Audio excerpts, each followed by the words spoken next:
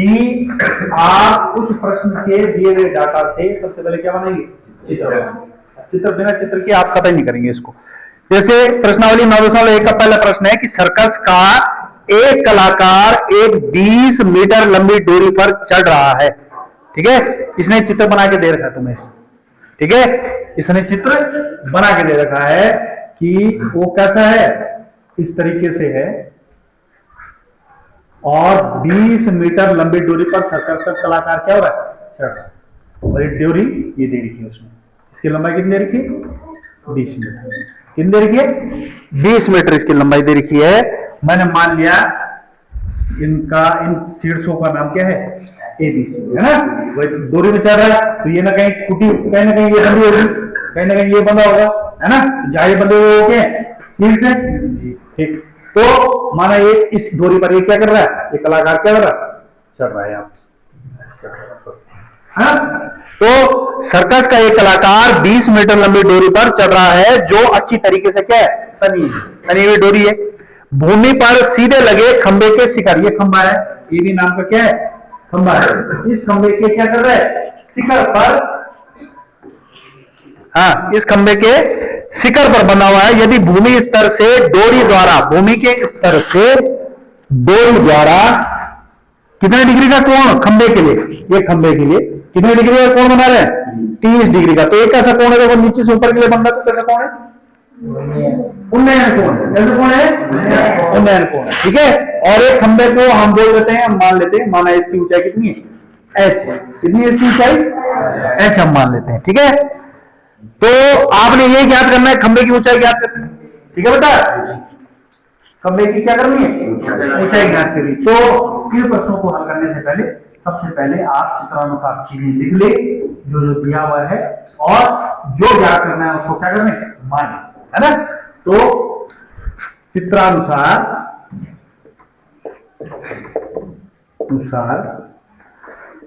कलाकार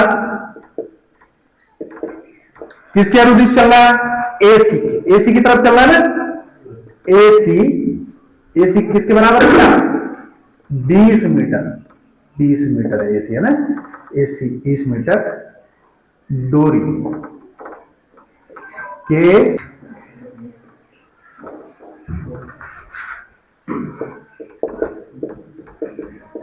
ठीक है बेटा, डोरी के अनुदिश चल रहा है।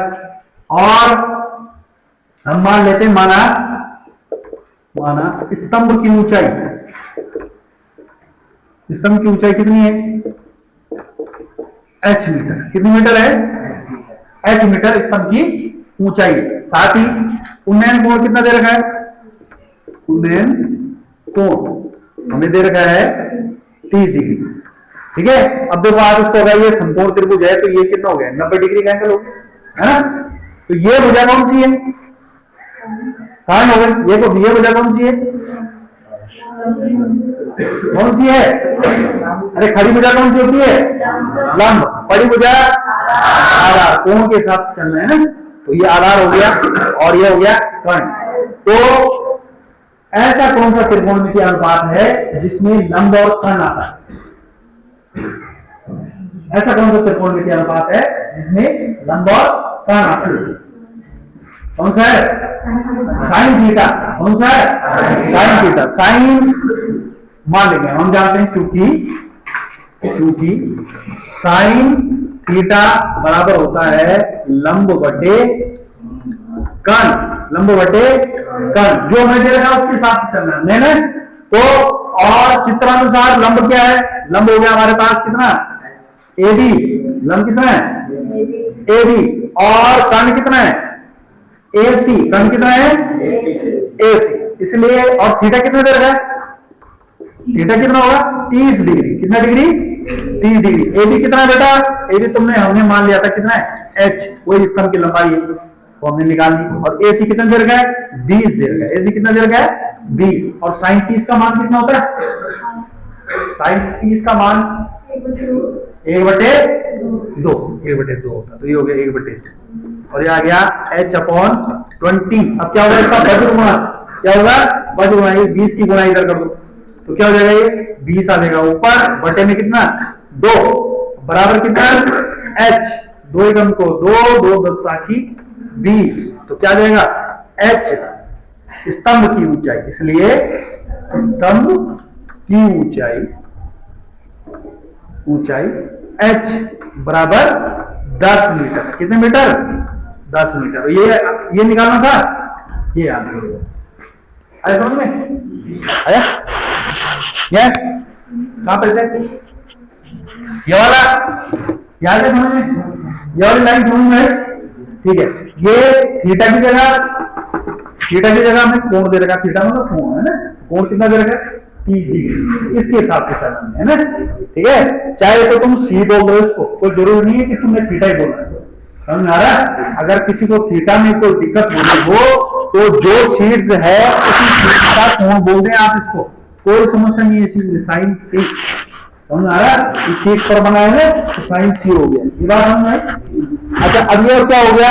इसके इस कोण के हिसाब से और जो हमें दे रखा इस कोण के हिसाब से, ये जिस पर कोण बना होता है वो भुजा हो गई आधार, उसके सम्मुख भुजा हो गई लंब और तिर्यक भुजा हो गई कर्ण, ठीक है। तो कर्ण हमें दे रखा है, हमें क्या दे रखा है? कर्ण निकालना हमने लंब, ठीक है। तो हमें ऐसा त्रिकोणमितीय अनुपात देखना है जिसमें लंब और कर्ण आता है, ठीक है, लंब और कर्ण। और हम जानते हैं इससे लाल बटे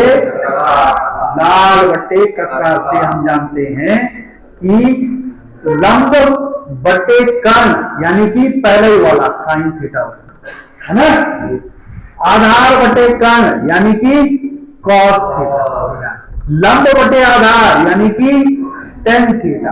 अब इसका उल्टा करते चलो, आधार बटे लंब यानी कि कॉस थीटा, कर्ण बटे आधार यानी कि सेक थीटा, कर्ण बटे लंब यानी कि कॉस सेक थीटा। इतनी चीजें हमें क्या करनी थी? रिकॉल करनी, ठीक है।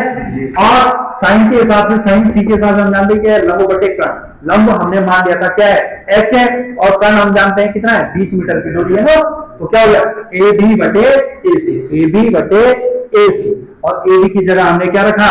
जो हमने माना था स्तंभ की ऊंचाई h है ना, चाहे तो आप इस स्तंभ की ऊंचाई को AB और लिख दें साथ में AB, ठीक है, और ये AB बटे AC, और AB की जगह रखा h, कोण की जगह रखा 30 और AC की जगह रखा 20, और साइन 30 का मान आपके पास टेबल बनी है किताब में, है ना। साइन 30 का मान कितना होता है? साइन 30 का मान होता है 1/2, साइन 45 का मान 1/2, साइन 60 का मान √3/2, साइन 90 का मान 1 और साइन 0 का मान 0, है ना, 0 वाला छोड़ दो, ठीक है।